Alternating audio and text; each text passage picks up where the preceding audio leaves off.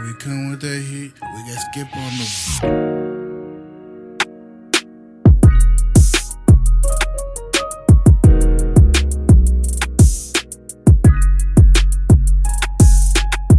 Public Fades NFL Divisional Round Best Bets. Now, you know what? Cut the music. Cut the music. Timeout. Kirby Smart said, I'm clapping. I'm calling a timeout. Now, 1-2 last week wasn't too bad. It's happened before. Still haven't gone over the whole year. Knock on wood. I'm knocking on wood right now. But last weekend was tough for your boy. First of all, tough week to just bet against the public. The public won a lot of money last week. There was only one game the public did not win, and that was our one win with the Bills. But before I get into the recap, it was a tough week last week.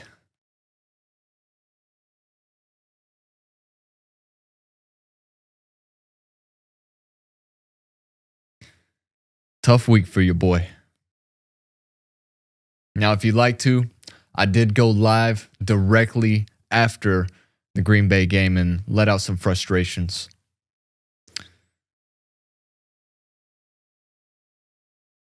(21-3) lead blown. 1-2 on the weekend. The Chargers were nothing. The Steelers were something until they were nothing. I saw Aaron Rodgers take big Raji guy. I said it at the beginning of the year. I've always been a Raji guy, obviously Packers fan. My favorite quarterback of all time. I think the most talented thrower of the football of all time. What I think was probably his last play of his NFL career, pick six.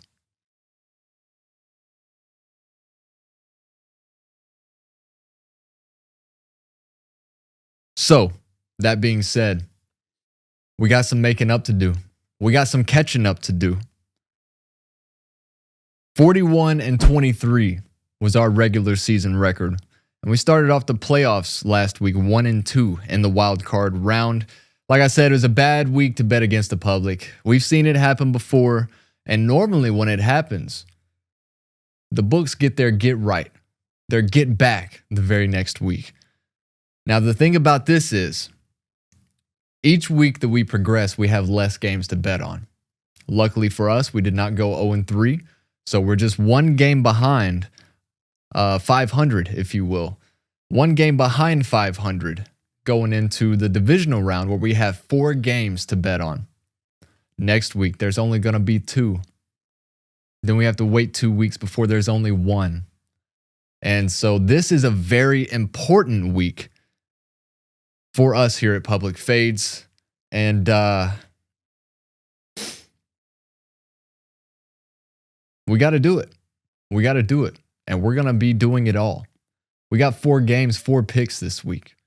But before we get into anything, let's just go ahead and do the recap. Obviously, this is Public Fades. We go through the NFL slate every week and see where all the money is, see where the splits are, what team has X amount of money percentage-wise on them. And if it's a lot, then we fade. If I like the matchup, we fade. And going forward, since there's only 4 games, why not bet them all? Why not try to go 4-0? Why not try to go 3-1? And, if we go 2-2, we're still 1 game behind. But if we go 1-3, if we go 0-4, the playoffs are done. They're done. There's no way for us to get back. There's only 3 more games after this week total. This is a big week, ladies and gentlemen. But as for last week, the one win, like I said, came in that Buffalo Bills money line play at Jacksonville. The Bills were the pick'em favorite, and they did win by 3, 27-24. Now, I've said over the last couple weeks, no Mahomes, no Burrow, no Lamar. This is Josh Allen's time to make some noise in the AFC, make a run to the Super Bowl. We've never seen him past the AFC Championship round. Tough matchup this week. But as for last week, I felt like it was another tough matchup against a very good Jags team that was, I think, on an 8-game win streak. And at home, Buffalo went down and they trailed a couple different times in that game, but were able to answer each and every time. And then a huge tush push. A huge tush got pushed, if you will. And Josh Allen was able to break it down to the 1 yard line or so and then punch it in for a 27-24 win for Buffalo. Now, that was the one and only win for anybody that bet against the public last weekend in that wild card round. And then our next play, we didn't bet on any games Saturday. Thankfully, we didn't bet against the 49ers. That one, when I made the episode, was 50-50 on the splits. I was leaning San Francisco with the 4.5 points on their side, but they were at Philly, and they ended up coming through with a win, a big win, but a big loss for San Francisco as well, as they are now without George Kittle for obviously this game, and if they advance the rest of the season, and more than likely most of next year with another Achilles tear. Like, I'll tell you two things that are ruining football for me. And I'm a big football guy, been a fan since I was a kid. I'm talking little kid. I'm talking the original Xbox console, playing NCAA 2003 with the Grambling State quarterback on the cover. I'm talking, I'd pick Tennessee on the easiest level. I'm 4 or 5 years old. Tennessee on the easiest level, find the worst team in the game. It was Florida A&M. And I'd score 100-0 every time. Just run it back. No dynasties, no seasons, just the exhibitions. And I'd run it up on them. Big football guy. But two things that are ruining football for me in college, NIL and the transfer portal. We're playing professional football on college campuses now. College football is being ruined in my eyes. And for the NFL, these injuries. You don't see these injuries much in college. And for whatever reason, I don't know, we keep seeing torn Achilles, torn ACLs. It's just, I don't know. I don't know what to do about it.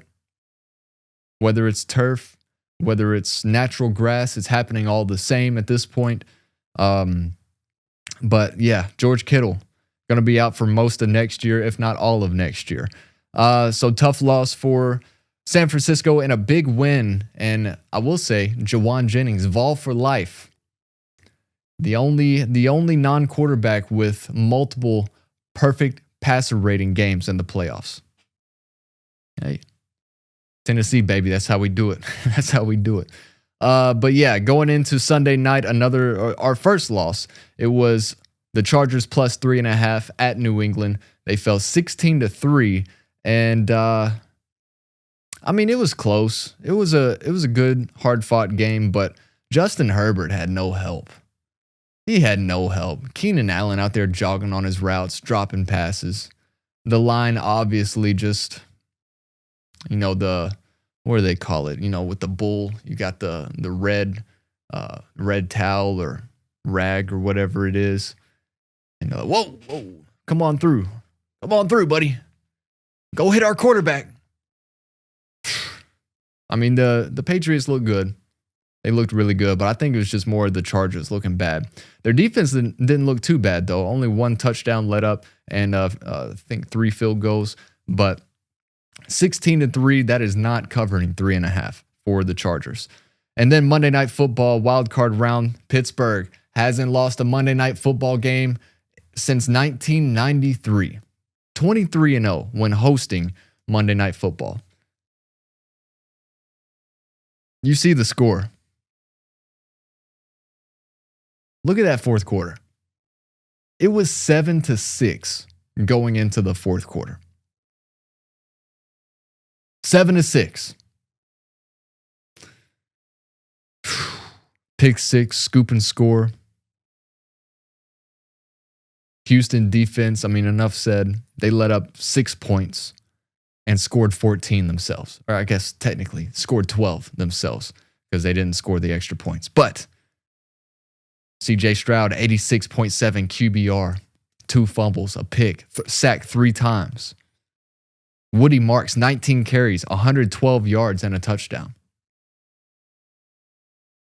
Aaron Rodgers, pick 6 on his last play. Mike Tomlin steps down from the Steelers. They're going to have to do a rebuild. Rodgers, apparently, reports say, through tears in the team meeting when Tomlin stepped down, he said, "I'm sorry." That don't make a grown man cry, then you just not a grown man. So yeah, 1-2 last week in the wild card round. Now, it's only up from here, right? I hope. We've got 4 chances to get a win this week, and we're going to take all 4 of those chances.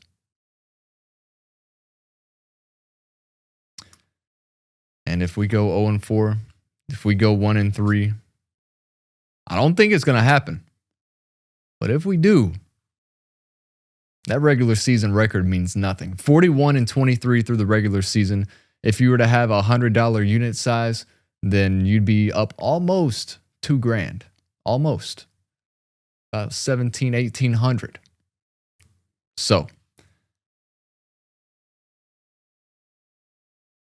doesn't mean anything if we can't get it done in the playoffs. I said last week, it's winning time. It's the 4th quarter.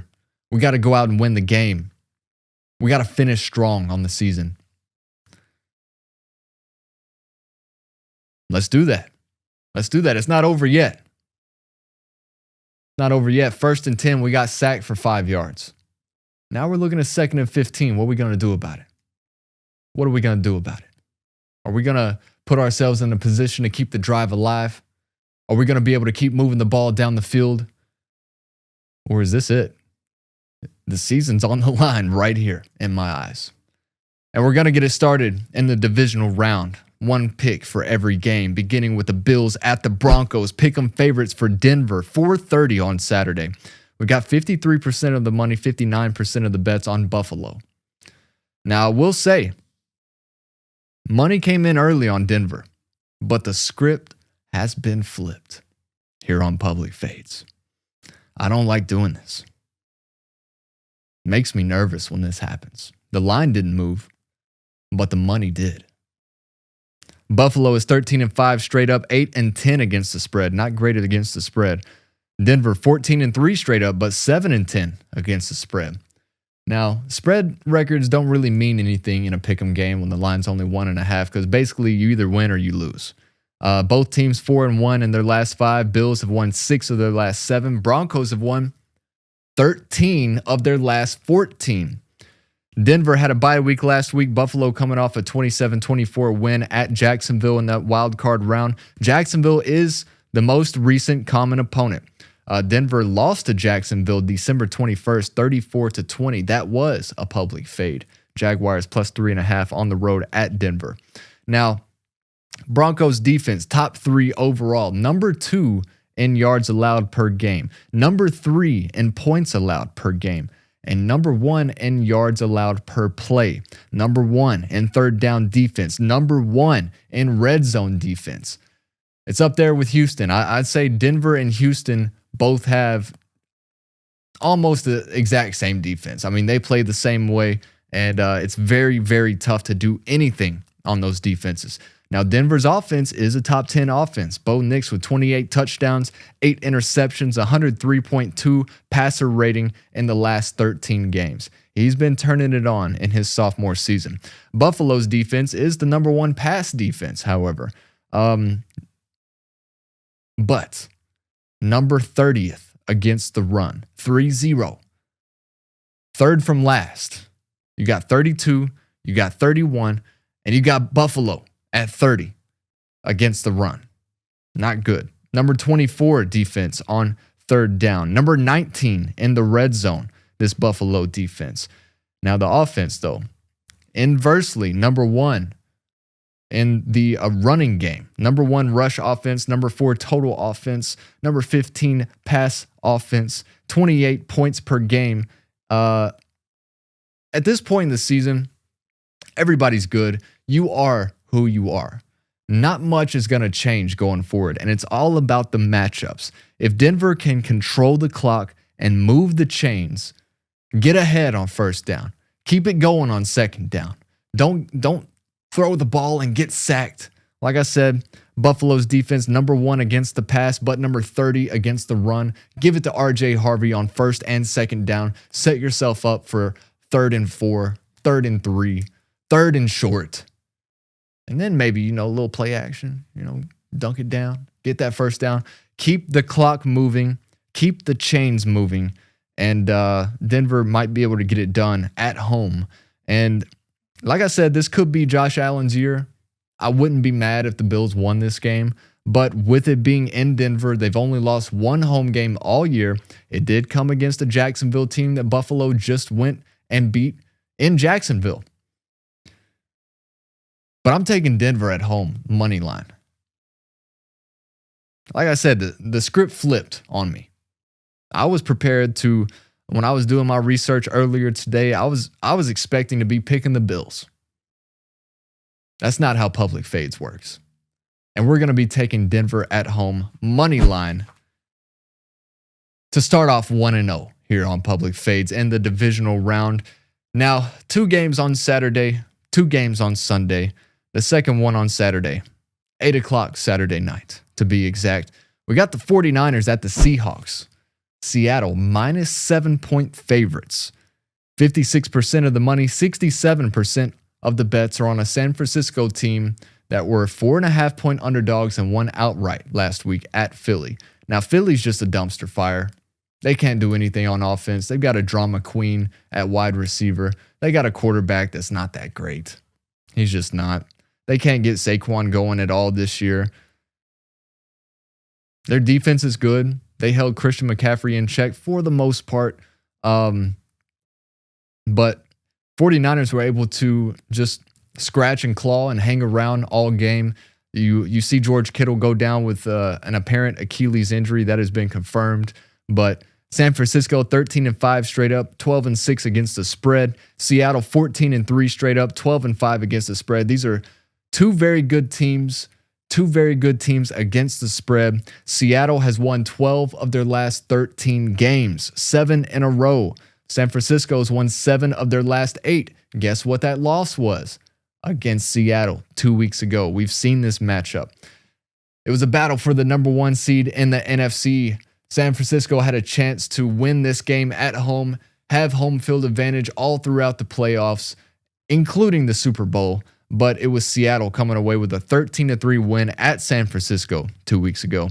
Now, 49ers battled. They hung in there. You remember the score was still 13-3, and they were driving close to the goal line. Dump it down to Christian McCaffrey. Goes through his hands into the hands of a Seattle defender, and that basically sealed the game. Could have scored a touchdown there to bring it within 3 at the time. And I think Seattle was a 1.5 pick-em favorite in that game, but on the road in San Francisco. Now the line is just completely flipped. No George Kittle, like I said. Seattle -7 at home this time.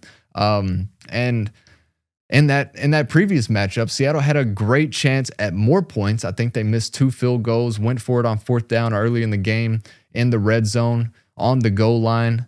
And could have kicked the field goal there. I think they had at least 9 points left on the board from Jason Myers. But 2 that he missed, 1 that they didn't attempt. And it is kind of hard to see Seattle win this by a touchdown. But they do have the number 1 defense in scoring, run defense. Number 2 in yards per play. Number 5 defense in sacks. Number 9 in pass defense. My only question: is Sammy D going to choke this game? Is he? Tell me now, please. Is Sam Darnold going to choke this game? Thursday, he had an injury to his oblique, an oblique injury. Now he's questionable going into this game. He says he's 100% going to play. I completely believe him. But if he does not choke this game away, I can see Seattle get it done again, this time being at home. As you know, I hate pushes. We're 41-23 in the regular season, 1-2 last week. There are no ties in those records because I'm betting the hook every time. We're buying it down. Seattle -6.5 at home. Their defense is outstanding. It's up there with Houston and Denver, and their offense has enough weapons to get it done. Their run game is pretty good. Jackson Smith and Jigba leads the league in receiving yards, if I'm not mistaken. So we're buying it down. Seattle -6.5 at home on Saturday night. 2-0 right now at this point in the slate. I'm telling you right now, we're going to go 2-0 at this point in the slate. Now, I can't guarantee anything. I'll legally get in trouble. Always bet responsibly and all that, but my prediction, what I'm predicting is that we will be 2-0 going into Saturday night and on into Sunday. Now, I don't really like Sunday's slate, not because of the matchups, but the time. What are we doing?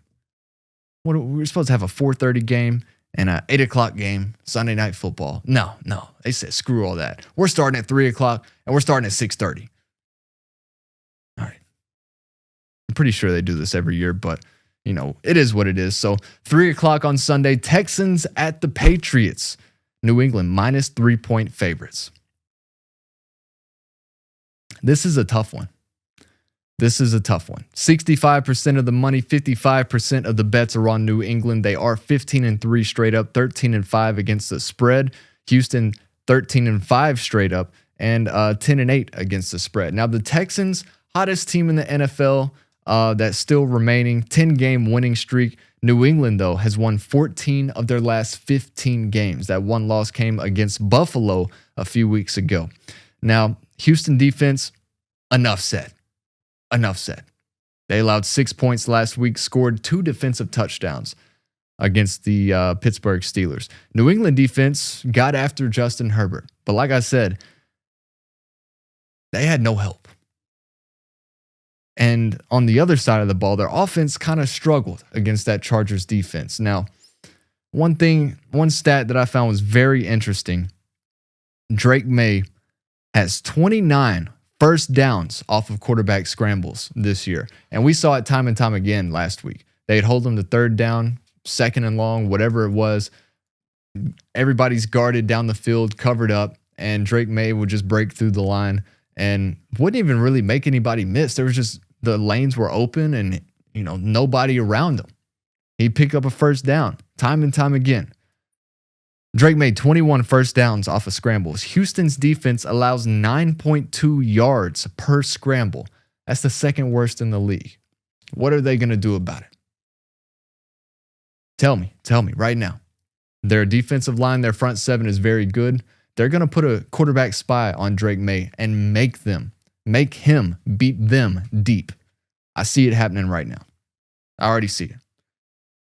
And I don't see how this isn't a close game. I don't see how either team breaks away with a double-digit win or multiple possession win. But I did say that last week. I said that with the Houston-Pittsburgh game. I said that with the Patriots and Chargers game. I could be wrong. And as always, this line is -3 for the Patriots. We're going to buy it down. We're getting that hook in there. We're going to take Houston +3.5 here on Public Fades. And we're going to be set up for greatness this week because I can't guarantee anything. Always bet responsibly, but this next play, we're coming for blood.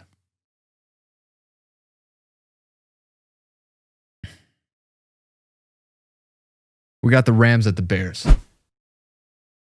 6 o'clock on Sunday. 6:30, excuse me. 6:30 on Sunday. Rams are -3.5-point favorites. That line has been 4.5 most of the week. I'm seeing it on the Blue Sportsbook, -3.5 today. So that's what we're taking. Or excuse me. I don't want to get ahead of myself.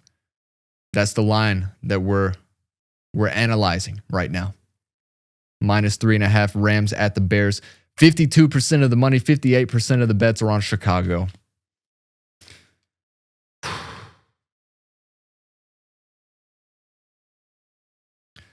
The Bears are 12-6 straight up.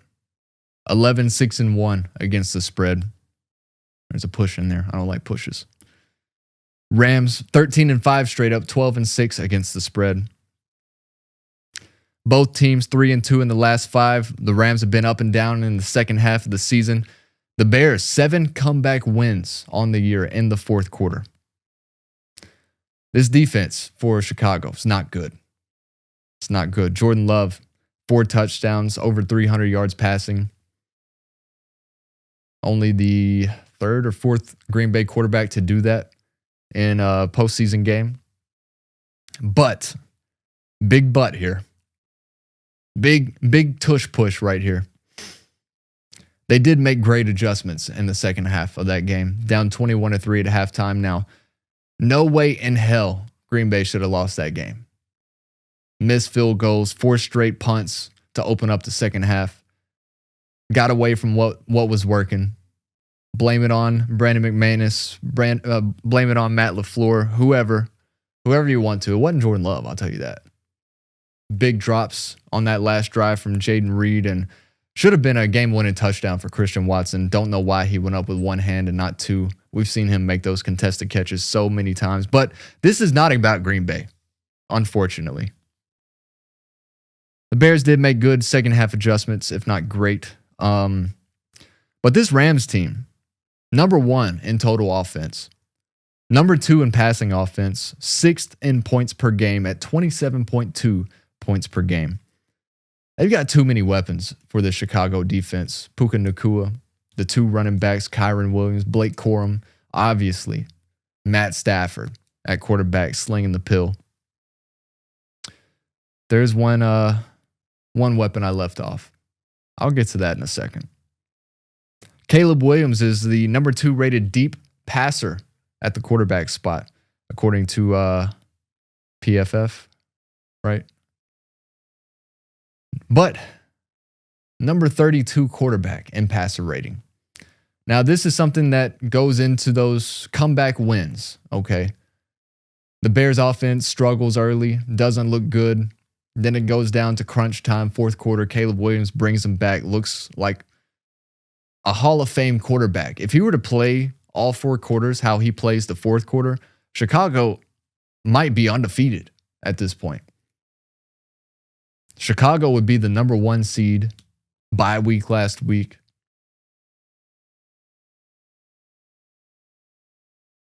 But they shouldn't be here. They are. They shouldn't be here. Now, the other weapon that I alluded to just a second ago, Davante Adams. My favorite wide receiver of all time that I've watched with my eyes, obviously. Davante Adams is 14-3 against the Chicago Bears. In those 17 games, 14 wins, 88 receptions, 1,081 yards, 10 touchdowns. Davante Adams has said this week, somebody asked him what this game means for him to be playing the Bears and, for it to be in the playoffs this time. His answer was, once you're a Packer, you're always a Packer. And this one means something to him. Davante Adams is about to get his get back for Green Bay after last week. And we're going to be taking the Rams -3.5 as we fade the public once again. Now, maybe with this play, I'm a little biased. But I don't give no damn. I really don't.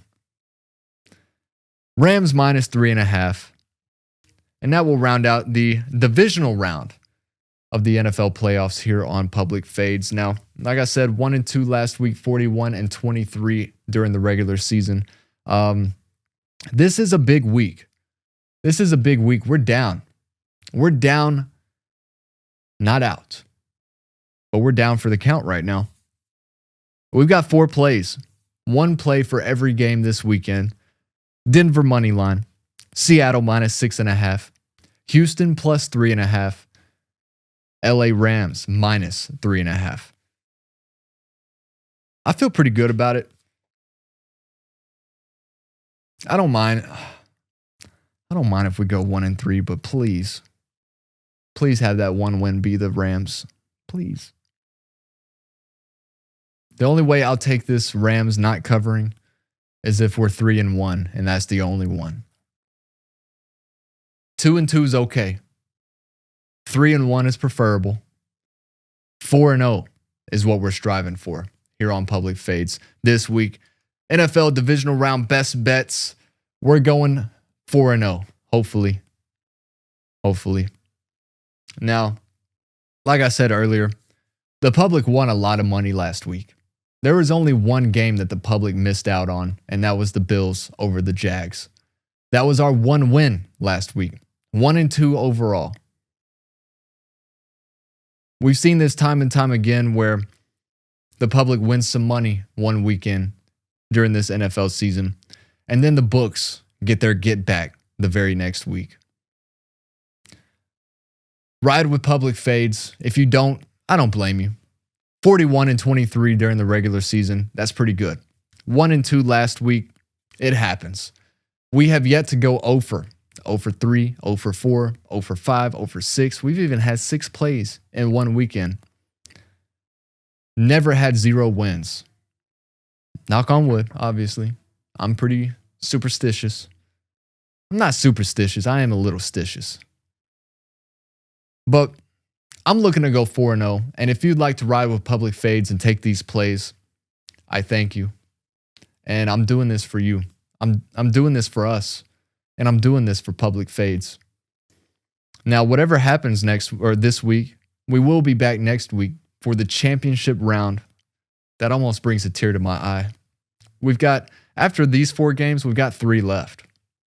Now, who will be remaining in these last 3 games? Only time will tell. But if it's anything like I see what's going on, we're in for some good games coming up, including this week. And it starts off 2 games on Saturday, 2 games on Sunday, and we'll just have to see what happens. So you have the plays. Do what you want with them. Always bet responsibly. This show has nothing to do with financial advice. Nothing at all. Just so you know. However, if you would like to, it is your right. You have the ability, as long as you're 21 and up in legal betting states, please bet responsibly. Don't bet your house, because the house always wins.